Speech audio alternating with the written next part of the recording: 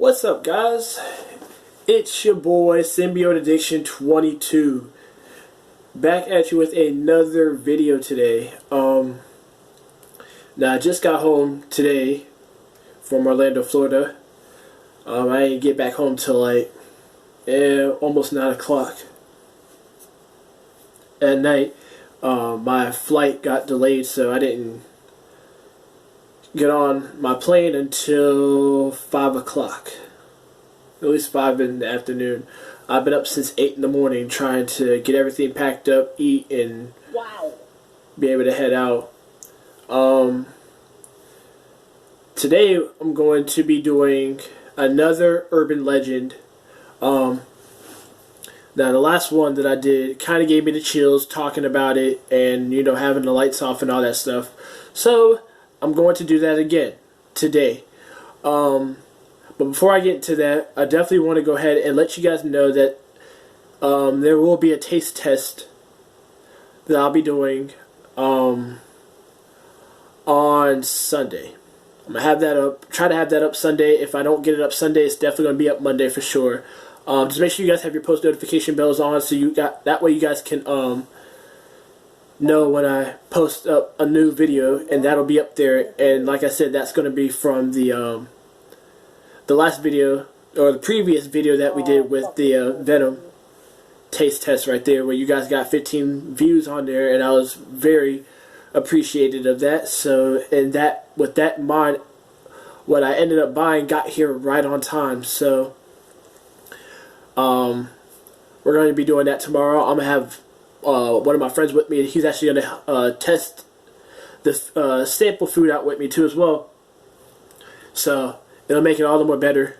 But of course, while I was in Florida, I had to get some candy. So you guys can see it. It's in the bag.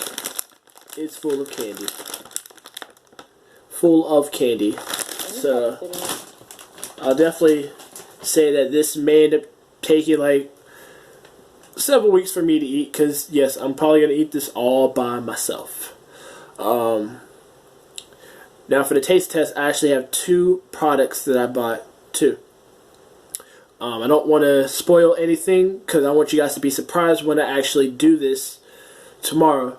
So definitely make sure you guys stay tuned for that. But anyways, let's get into this urban legend that apparently has been rumored around North Carolina. So this is the French Broad River, and I'm going to go ahead and shut the lights off. But I just wanted to let you guys know what that was. So let me go ahead and shut the lights off, and we'll talk more about it. Alright, so like I said, I do apologize because the lights are off, but it only makes the story even better to talk about. So this urban legend is called the French Broad River. The river is actually located near the town of Rosamond in Transylvania County, North Carolina. So it flows all the way towards Tennessee. So it's a big river, and it's said to be the 3rd oldest river, if I'm not mistaken. So part of the river that flows through North Carolina, it flows through Asheville, North Carolina. So I figured I'd go ahead and let you guys know that, or at least that part. So we'll go ahead and get into the actual story. That is why you don't fucking do that. If you hear noises in the background, it's my friends on my PlayStation, and I do apologize for that. So this French Broad River is actually... Well, actually, let me just say something right quick. Hold up. So this is big. I think this legend has been going on since like 1845, and this is obviously when the French have been around. The French, the Germans, can't remember who else. Let's see. The French, the Germans. That's probably all I can think of right now. It'll probably get back to my head later, but that's basically what I know right now. So this legend of a river siren, it's literally been rumored all throughout North Carolina. I'm sure it's probably been rumored out through Tennessee too as well. I don't know if it has been rumored through Tennessee, but I'm sure it has. So it is said that a woman is to be olive skinned, long dark flowing hair, and a beautiful face. Basically a body of a goddess. So many people have explored this river from point A to point B. Obviously, with the river siren taking advantage of the men who travel to this river, obviously the woman in the river actually calls and charms the man for days at a time. So it said at first she tends to appear in your dreams. That's good. And as she appears in your dreams, she ends up stepping in and out of consciousness, lucid memories manifesting into reality of a beautiful, seductress, that type of thing, rising from the water, completely naked. And I'm sorry to say that, but that's literally what she looks like, tempting a man or a child to get closer and closer and closer into the water. Eventually, as they always say, dreams become realities. Men find themselves staring into the pools of water, forgetting the hours of day while they wander aimlessly searching for this goddess, who apparently is nothing more than just a mere demon, who obviously is about to do what I'm about to say. So basically, once they search for her and she has their prey completely hypnotized, and they're sitting there searching and not realizing what's going on, not realizing their surroundings, basically, once they're knee deep into the current, she rises from the waters with her smooth skin. It's almost like, and I hate to say it and I don't want to say it, what are you doing? It's almost like, what's the name? Oh, La Llorona. It's almost like that. Beautiful face and then demon. So basically she transforms from this beautiful goddess into some scaly, cold flesh demon. And before they can actually understand and realize what's going on and what's about to happen, they are being completely yanked into the water, the deep, deep water. Not knowing how deep the water or the river is, they're literally getting yanked into the water. So if her nice little goddess hands turns into like long, It's not gonna be okay if scaly, I go for a ball, bro. demonic fingers literally rips into your flesh and yanks you into the water. Running around like an idiot. I guess I'll play backwards. So that's basically what it's saying. You're being yanked into the water by a demonic monster. Never accepted that. Obviously, it's kind of a scary thought. Why are you saying it? It's trust me, it's weird. I know. That ball goes over you, let me just Trying to think what else I can go ahead and say.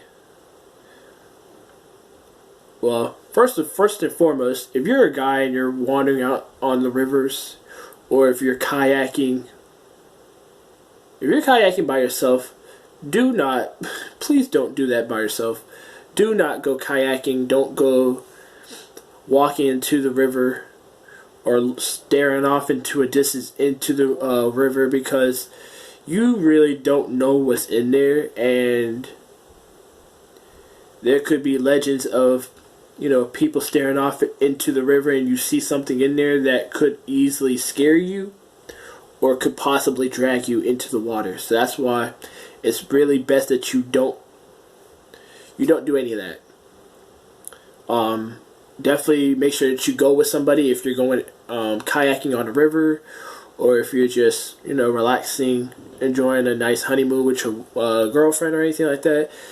That's definitely something that I wouldn't recommend doing, especially if you're with a woman, because it's a scary experience, and I can only imagine how bad it gets. So, like I said, the river flows out from Asheville, North Carolina, or at least part of it does, and then goes straight to Knoxville, from what I've heard, from Knoxville, Tennessee. From what I've heard, it's a peaceful and quiet river, so you don't really hear it much until obviously this woman calls out and charms you.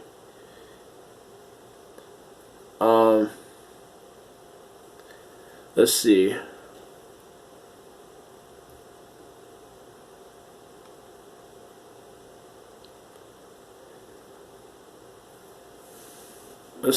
Okay. So like I said, this is definitely one place you do not want to go to. Definitely one place you don't want to go to, because like I said, this woman will literally mess with your mind. And what I mean by that is, not only will you have dreams about her, you'll probably see her.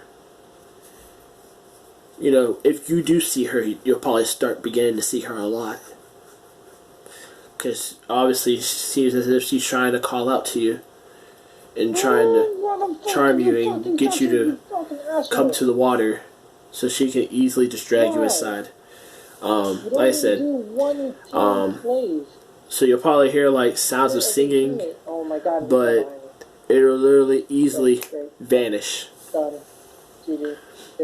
So it's a weird thought. They say that the voices of the woman come out by midnight. So from midnight and probably until I guess like the crack of dawn. So maybe like 4 or 5 or 6. Because I'm sure it runs right through 3 a.m. too. Because obviously that's when spirits appear and do all their crazy stuff. So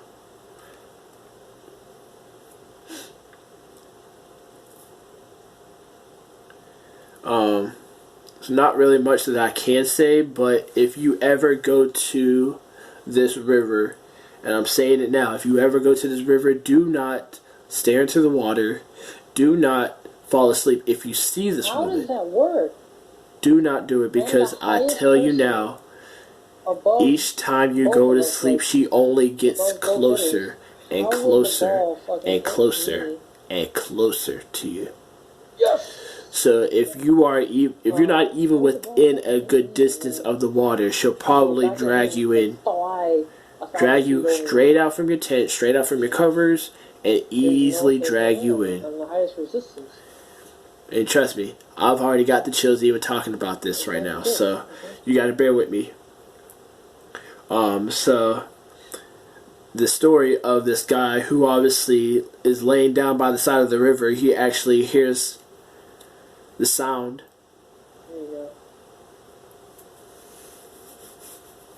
of the woman singing, and obviously his body is exhausted. He drifts off to sleep. He wakes up on hard rocks. It's already probably like 4 or 5 in the morning.